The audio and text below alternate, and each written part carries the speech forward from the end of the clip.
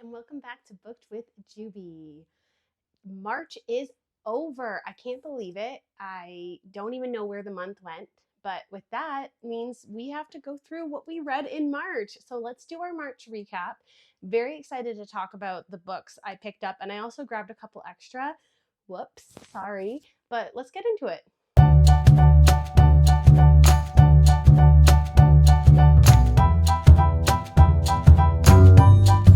Let's get into it. So for March, I started off the month with Wild Love by Elsie Silver. This was my first Elsie Silver book, and I was really excited to get into Elsie Silver because I've seen her all over social media, and truly I knew nothing about it going in. I actually thought it was about cowboys. It's not. Now it is based in Canada, which is really cool because I'm Canadian, so I didn't know that either. So it does have the mountain vibes and the country vibe. It just wasn't about cowboys, but that's okay. This series is based in Rose Hill, which is in Alberta. It's just like a small little town there, and really like so cool that it was based in Canada for me. Just as a Canadian, I don't get to read a lot of Canadian books. A lot of stuff is obviously based in the US or England or wherever. And anyway, it just was really fun for me. And a Canadian author, like even better for me. So I actually was only planning on reading Wild Love first, and I wasn't planning on grabbing the other two in the series. However, I loved Wild Love so much that I actually went out to the bookstore and bought the other two, which it just happened to be a great coincidence because Wild Side is the latest book of Elsie Silver's for the Rose Hill series, and it literally just came out like a couple weeks ago. So it was really perfect timing. And when I say that I'm an Elsie Silver fan, I am an Elsie Silver fan. I'm a stan now. I can't wait to read anything else she writes. I read these in like days, like so quickly because I was just gobbling it up. So we'll start with the first book. Now, I didn't actually read them back to back to back. I normally do, but I had a lot on my TBR for March. And so I decided if I have extra time, I would add these two, and I read them back to back at the end. So that was really fun for me. All right, so Wild Love, that's the first book in the series. It follows Ford and Rosie. So Ford is a self-made billionaire. Now, mind you, he comes from a really good, well-off family because his father is actually like a mega superstar, but he always made him work for everything he wanted in life so he wouldn't be like spoiled. And he becomes a billionaire because he creates this music app and sells it. And so he ends up wanting to go to the place that he always loved, which was Rose Hill, and his family would spend the summers there. And his best friend is Wes, and they have been best friends since they were kids because they would spend every summer together. And Wes has a cute little sister named Rosie. Now, they were all friends, they'd all hang out, and there wasn't really a lot between them in high school, but they always kind of, I don't know, always had a little flirtation going, but definitely also kind of poking fun at each other and being like, a little rough on each other. And so Ford finds himself back in Rose Hill and opening his own recording studio.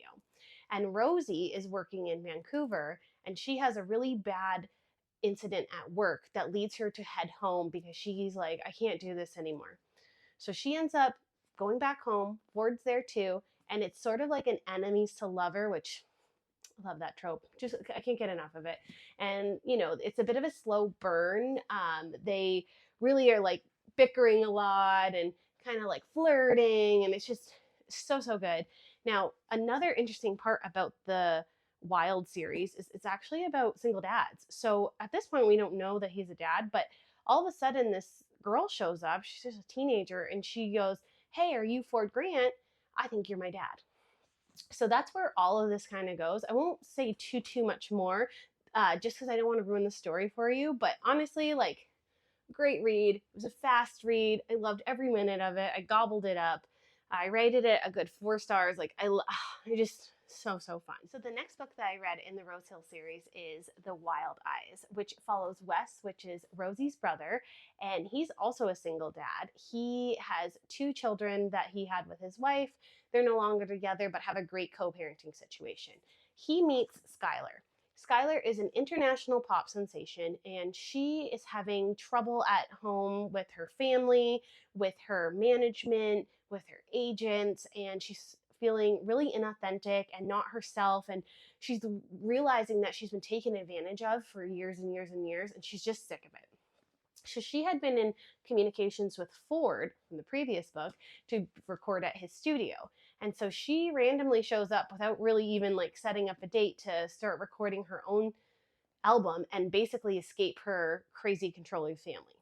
So Skylar and Wes meet right away, and it's instant, like, again, enemies to lovers type trope, like very much like fighting and but flirting, and they like each other but they don't like each other, and Skylar's really trying to figure out her life, and Wes is also this like renowned bachelor, so he's not really into relationships, but the two of them just hit it off. And another thing about these books that I don't know if I've mentioned yet is I didn't realize how spicy they were.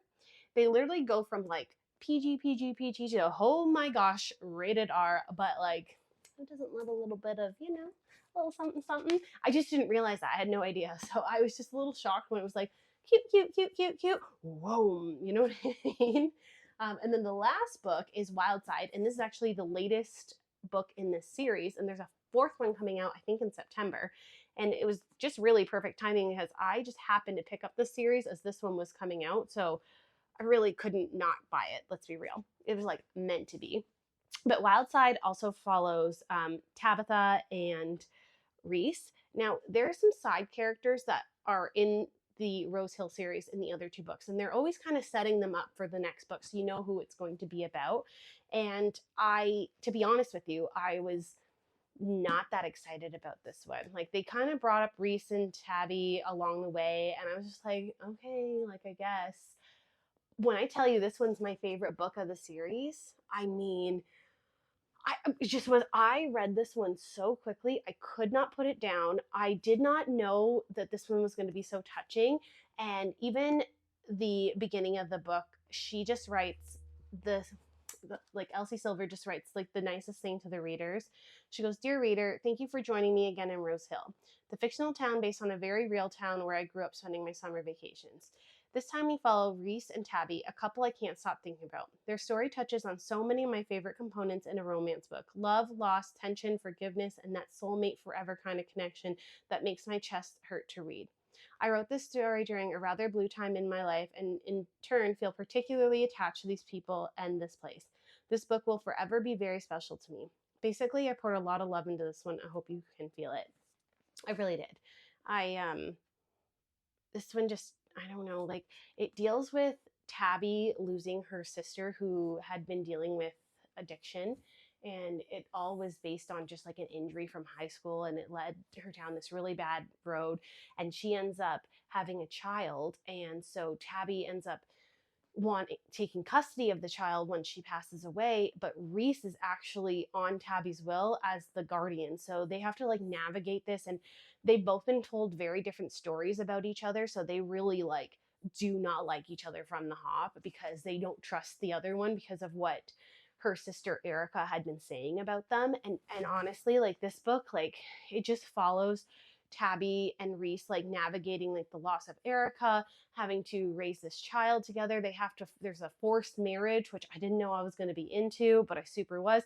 They're also, and this was so cool, like a wrestling component. And I know nothing about wrestling, but this was like, he's a professional wrestler from Florida. And I don't know, just made the book so much better. And I genuinely, this has been my favorite book. And again, I was not looking forward to this one. I just was like, okay, Tabby and Reese, some random characters. I I take it back. It was wrong. I don't know what I was talking about. This one was so good. Loved it. All right, so the next book that I read was The Unmaking of June Farrow by Adrienne Young. So this one I actually knew nothing about going in. Most books I read, I don't really like to know too much about them. I like to just kind of hop in and like really get a sense of the story. Sometimes if I know too much about it, I either don't really want to read it, or I feel like obligated to read it, or I don't know, just it's not that same like special vibe. So 9 times out of 10, I don't know what it's about. This one was really interesting though, because it follows June Farrow, and it actually follows the Farrow women. And basically, they have this curse that makes them go mad. Um, and by the end of their lives, they're talking to other people, or they can't see, they're doing weird things, they zone out, all sorts of things. So her mother went missing when she was a young child, and she was raised by her grandmother and neighbor, and she has decided that she wants to be the last pharaoh and she wants to end the curse. So basically, this story follows the loss of her grandmother, and then her grandmother sets her up to go on this adventure because it's actually not a curse.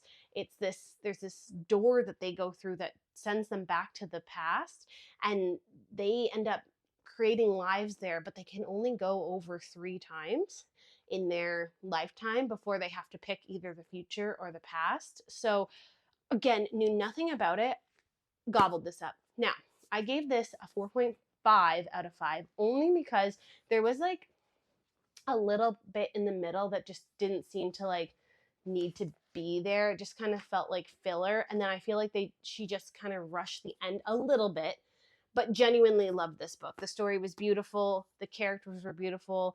It's based in Jasper, North Carolina, so just beautiful scenery, very interesting story, a little bit of fantasy, a little bit of murder mystery. Really great, great read. And I don't want to tell you too much about that because I just don't want to ruin it for you. It's like, again, better to go in, but those are the main things that you need to know to like really enjoy the story. So the next one I read was Hidden Pictures by Jason Uclack. So saying that wrong, and I'm so sorry. I'm terrible with last names. I've said this over and over again. I need to get better, but I just suck at English. I don't know what to tell you. So this one follows, this is my first one by him, and this one's kind of like a thriller horror, and this one was cool. I really, really enjoyed it. It was about Mallory Quinn, who is a recent drug addict. Again, like kind of similar to the Wild series and Wild Side. Just it was an accident. She's this professional track runner in high school, and she gets an injury, and they end up giving her drugs, and she ends up not being able to get off them, and kind of like starts spiraling from there. And she finally hits the rock bottom and goes to AA and goes to rehab and does all this stuff, and she has a sponsor, and she's, like a year and something sober, and her sponsor gets her this job as a nanny in this nearby town, and she is really excited about it because this is the first opportunity she's had, and she's really trying to turn her life around. And so this family is really kind, they're super nice, and it's their names are Ted and Carolyn Maxwell, and they have this 5-year-old child. So she meets them, they love her, they set her up at their house. It's this beautiful shed in the back, like all decked out. It's like the nicest place she's ever lived. Everything's going really well until the child starts drawing these pictures, and the pictures start telling a story. So at the beginning, the pictures are like really basic, like kind of like a 5-year-old drew them. And then towards the end, we're getting some really like crazy pictures that a 5-year-old could just not draw. And so it follows the story of this woman that had apparently died in that shed years, and at that house years and years and years ago. And so Mallory thinks that this woman is haunting this child. And honestly, so good. I read this one really quick because I loved it so, so, so much. Highly recommend. I was a little weirded out with the pictures. I was like, am I going to like a book with pictures? Yeah, I do. I did. It was great. Would highly recommend this one. I gave it a 4 stars. The other book I read is Now or Never by Janet Ivanovic. Now, this is part of the Stephanie Plum series. This is book 31. So if you haven't read any of her other books, this one might not be for you, because this one is literally about her choosing a husband between these 2 long-term boyfriends she's had over 30 books. I've read every single book. This is one of the series that my mom got me into when I was younger, and I've followed the Stephanie Plum series my entire life. I get it every single year for Christmas from my mom. It's like a must have Christmas present. These books are fun, easy, and very funny. Stephanie Plum is like such a hilarious character. You got Grandma Mazar, Lulu, like they're just all great characters. And then you have 2 hot boyfriends. You got Ranger and Morelli. Who's she gonna pick? She goes back and forth, back and forth, back and forth. And this book finally kind of tidies that up. So if you haven't read them, you might not like this one, but I genuinely like them. I know some people find this series a little redundant, but I'm like, that's the point. Like, this one's a palate cleanser. It's supposed to be an easy read. It's not supposed to be like this crazy, like mind blowing situation. Like, it's an easy read with funny characters. It's supposed to make you laugh, and that's what this does. And just so you know, Stephanie Plum is a bounty hunter who's trying to get all these like crazy criminals off the street, and so it's just great. Okay, and the last book I read in March was Check and Mate by Ali Hazelwood. This is my first Ali Hazelwood, and actually this was a YA, which I didn't realize, even though it says on the back, a charming ride of a YA debut. Again, I should probably read a little more into some of these books that I'm reading before I get into them. But I like a YA book. I know some people think it's weird for adults to read YA, but I don't see a problem in it. I find them palate cleansing, especially between some harder or more complex reads, and they're fun and they're easy to read. You can read them pretty quickly, and they're usually just cute little stories. This one was really cute. It was about Mallory, and she was this, child who really loved chess, like check and mate, and she had a little bit of family trauma happen with her father, who was like her biggest supporter in chess. So she stopped playing chess, and then at the age of 18, she finds herself having to take care of her two younger siblings and her mom, who has severe arthritis, and also I have arthritis myself. I have ankylosing spondylitis. So it was kind of nice to have a character like I could relate to a little bit, even though it was like a little bit sad, the condition her mom was in. But they couldn't afford much because the father's out of the picture. And so Mallory really has to step up, and she's working at this car dealership or car auto mechanic place trying to make money. And one of her best friends signs her up for a chess competition and makes her go. She ends up beating the king killer, who is Nolan Sawyer, who's like number one in chess, and he like doesn't know what to do. And so all these chess people end up finding her and like offering her a job in chess for the year. And it just basically follows the story of her falling in love with chess again, and then also her and Nolan's like frenemies, like friends to lovers situation. Honestly, it's a cute read. It was a little bit like, it's YA, so like, is it like a 5-star for me? No. Is it a solid 3.5? Yeah, and I liked it, and it was a fun read. I like enjoyed it a lot. I can't wait to read some of her other books like that are more adult centered, just to see the difference. Okay, let's talk audiobooks. So for this month, I did 4 different audiobooks, and one of them was like super long. So, like, good for me. Not that it's a competition. I think reading should be taken at your own pace. It's not a competition. If you get one book done a month, great. If you only listen to audiobooks, great. If you only read books, great. It's really your own, whatever you like, whatever you want, whatever feels comfortable for you. You're a reader no matter if you read one book or 100 books a year. So it's not a competition. But anyway, let's get into the first audiobook I listened to, which is Good Bad Girl by Alice Feeney. If you listened or watched any of my other YouTube videos, you know I'm an Alice Feeney fan. I've listened to quite a few of hers. I've been listening to a lot of them recently just because I have the Libby app. And so once I had listened to a couple, I put my name on hold for a bunch of them. And I've just been getting them, kind of being like, it's available. So I've been Alice Feeney really heavy lately, but you know what? Not a problem with me. I've really enjoyed the books. So one thing I liked about this book is that it is done through multiple points of view, and they did different voice actors for them. So that does help, in my opinion, just to like distinguish which character's which and kind of like set the tone a little bit better. So I always appreciate when they do that. And this story basically starts off with a mother going to a grocery store and her baby being kidnapped. And so immediately you're like, oh my gosh, what is going on? It then fast forward to way in the future, and you are introduced to Patience. She's an 18-year-old, and she is working in London, England at a long-term care home where she has her favorite client, I guess, named Edith. Now, Patience had a rough life. She is kind of working under the table there, so she doesn't get treated that well, and she has to work all these crazy hours. But she doesn't mind because she's trying to make a better life for herself.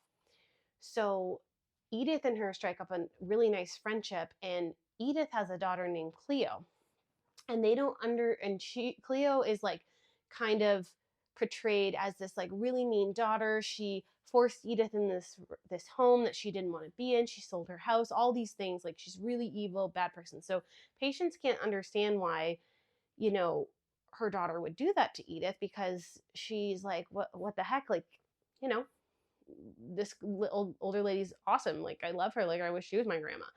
And so the two of them kind of break Edith out of the retirement home, and you kind of follow them kind of spiral into this like murder mystery of like all these intertwining characters of why and what happened to that missing child at the beginning. And it has really crazy twists. Like, it's not obvious. It's not what you're thinking as I'm talking about this. And I'm not going to say too much more because I don't want to ruin it for you. But this one was really good. I think I rated it a 3.5 out of 5, which I love it. I love it. I love that. Like, it was great. I would listen to it. I would recommend it.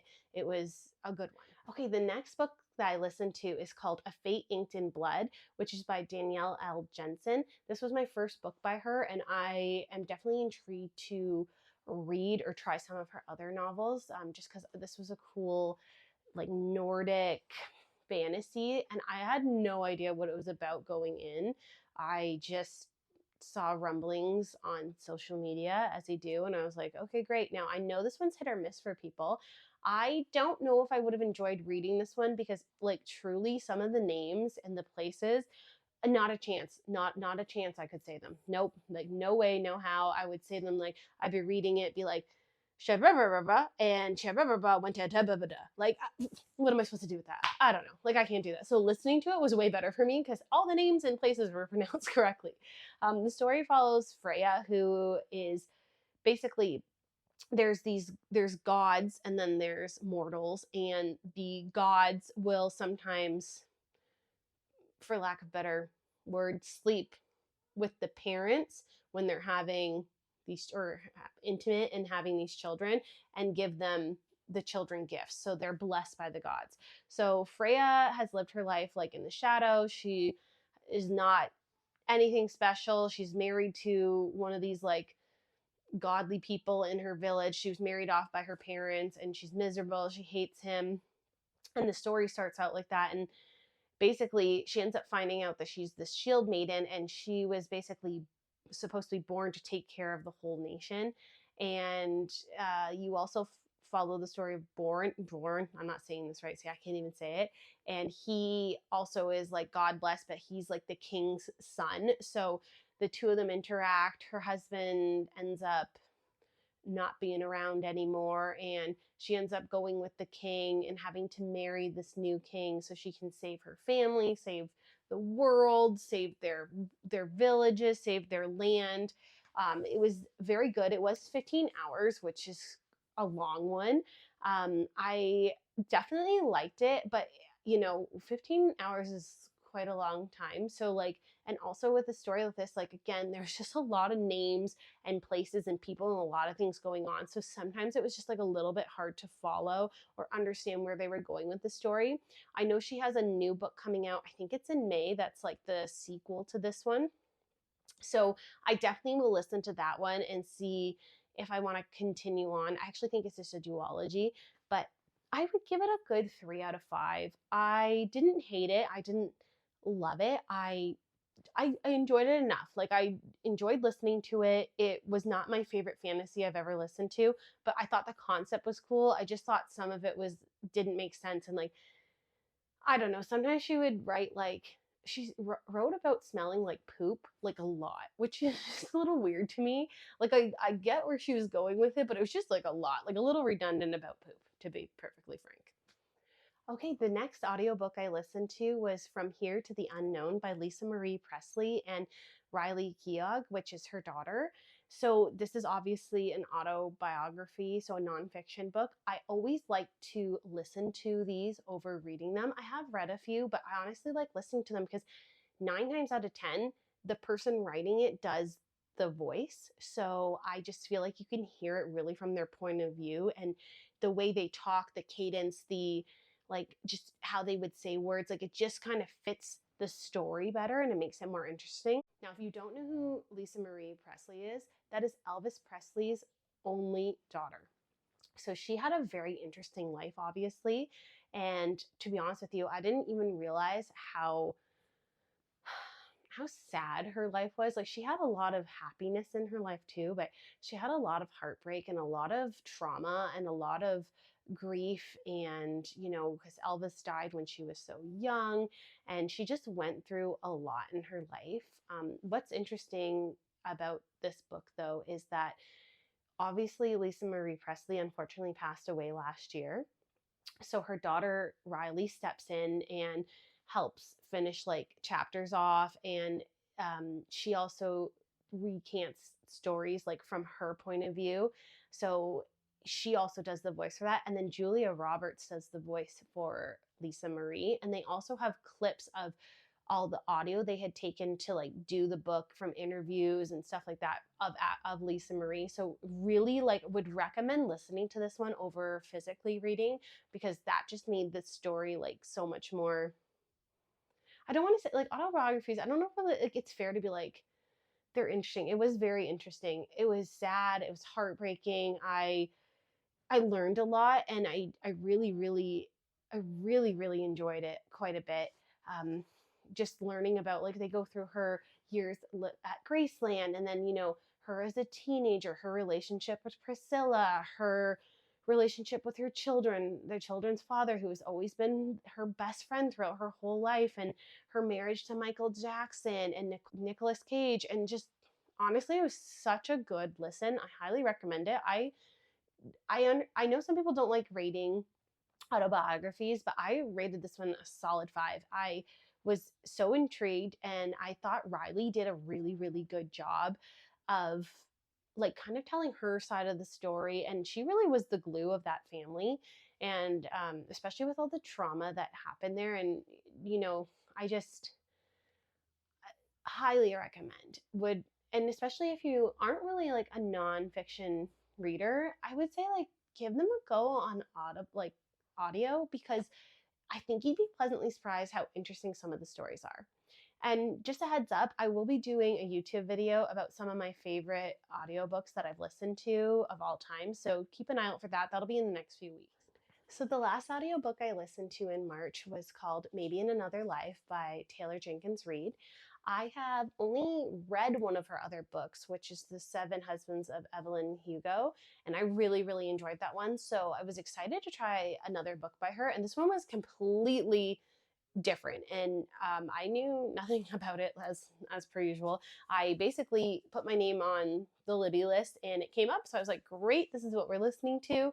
I enjoyed this one, but I also disliked it. So it was like a solid, I'll give it a 3.5 out of 5. I can see why some people did not like it. Basically, it follows the story of Hannah Martin, and she is living in New York. She's from LA originally. Her parents have moved away when she was 16 years old to London with her sister, so she has some like abandonment um, trauma, and she had lived with her best friend Gabby and her family, and they kind of stepped in and were like parental figures to her, but her parents also love her a lot too, so it's not like she doesn't have parents that love her. They just, circumstances in life took them to London, and so she leaves LA pretty young and is just hopping city to city to city trying to find happiness and not really settling on a career. And she's about 27 or 28 now, and she decides that she's going to go back to LA after a really bad relationship with a married man. And she didn't necessarily know he was married, but she kind of did, and so didn't stop it. So this book follows um there's like a lot of sorrow, a lot of growth and learning throughout the book. But basically, when she comes home, she is excited because she wants to see her high school boyfriend again, Ethan, and they're all going out that night. And then that night, basically two things could have happened.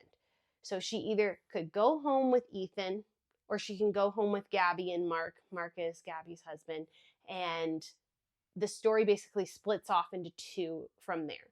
So if she goes with Ethan, it shows the story of like how they rekindle this like soulmate connection and how they fall in love in this universe and how that story progresses. And I'm not going to, there's like a big twist there, but I don't want to ruin it for you because it'll make more sense when you listen to it or read it. But basically follows that storyline. And then the second storyline is she gets hit by a car on the way home because they stopped at this light show, and she's taking a picture of Gabby and Mark, and she gets hit by a car and ends up in the hospital, where she also ends up meeting a soulmate at some point.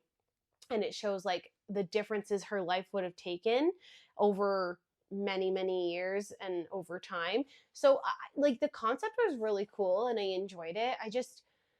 I found it a little redundant. Like she just kept saying how much she likes having her hair in a bun and how much she likes cinnamon buns. And I'm not just exaggerating. Like it was like a lot. It was over and over and over again. And I was just like, okay, I get it. You like your hair in a bun and you like cinnamon buns. And so that I just found annoying. So I think that's why it kind of went down for me. I also had a hard time because, and I don't know if this was because it was audiobook and not a physical book, but the chapters just like would go back to back to back to back, but then sometimes they wouldn't. So you'd just be a little lost of like which timeline you were on because it didn't differentiate like this was this future or this was this one. I wish that would have happened because I think that would have made more sense. Now, mind you, maybe the book does that. So it says like the chapter and like which one we're at, but for the audiobook, it didn't. And so it just was a little confusing. But I rated it a 3.5 out of 5. And I am looking forward to reading some more by her. I didn't not like it. It just was not my favorite book I've ever listened to ever.